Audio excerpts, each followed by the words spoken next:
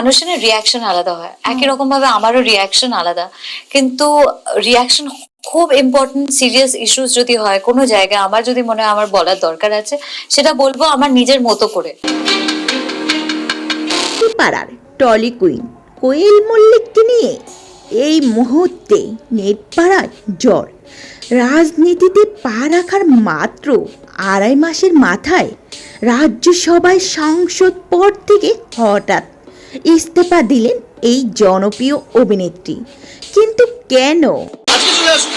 এত মানুষের এত কথা, এত আর ওর পুরো কনসিকুয়েন্সটা মানে পুরোটাই একটা মানুষের উপর পড়ে।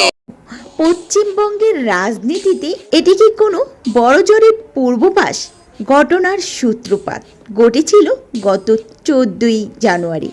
তৃণমূলের সর্বভারতীয় সাধারণ সম্পাদক অভিষেক বন্দ্যোপাধ্যায় হঠাৎ হাজির হন ভবানীপুরের প্রবীণ অভিনেতা রঞ্জিত মল্লিকের বাড়িতে। সেই সময় রঞ্জিত মল্লিক সংবাদ মাধ্যমকে জানিয়েছেন অভিষেক তার অত্যন্ত ভালো লাগে। সেই সূত্র ধরেই রাজনীতিতে পা রাখেন কোয়েল এবং তৃণমূলের টিকিটেই রাজ্যসভায় সাংসদ হিসেবে মনোনীত হন। কিন্তু 2.5 মাস পার হতে না হতে সম্পূর্ণ বদলে গেল দৃশ্যপট। সবচেয়ে চমকপ্রদ বিষয়টি কি জানেন? এমপি হওয়ার পর রাজ্যসভায় একটি অধিবেশনও অংশে নেন কোয়েল, আর ঠিক পরপরই তিনি দেখা করেন বিজেপির শীর্ষ কেন্দ্রীয় নেতা ভূপেন্দ্র যাদবের সঙ্গে।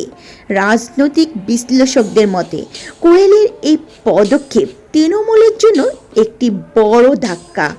দল বদলের এই গুঞ্জন ছড়াতেই নেট পাড়া কাদা ছোড়াছুড়ি শুরু হয়েছে। ওপিনিয়ন দেওয়ার জায়গাটা আমার মনে হয় এখন প্রত্যেকটা মানুষ এত বেশি জাজমেন্টাল হয়ে গেছে প্রত্যেকটা ব্যাপারে। অন্য মানুষটা অন্যরকম ভাবে কথা বলছে, তার মানে এই নয় যে সে মানুষটা ভুল, সে মানুষটা তেমন। তো তাকে সেইভাবে তুমি যদি অ্যাকসেপ্ট করো, তাহলে তোমাকেও তো ঝাঁপিয়ে পড়ে সে ওরম কেন বললো, সেরম কেন বললো, এত বলার দরকারই পড়বে না আমার মনে হয়। তো তাই জন্য আমার প্রত্যেকটা মানুষকে আলাদাভাবে অ্যাকসেপ্ট করি, আলাদা রকম ভাবে। তাই জন্য আমার ওরম ভাবে প্রত্যেকটা জিনিসে ঝাঁপানোর প্রয়োজন মনে করি না। খুব ইম্পর্টেন্ট সিরিয়াস ইস্যুস যদি হয় কোনো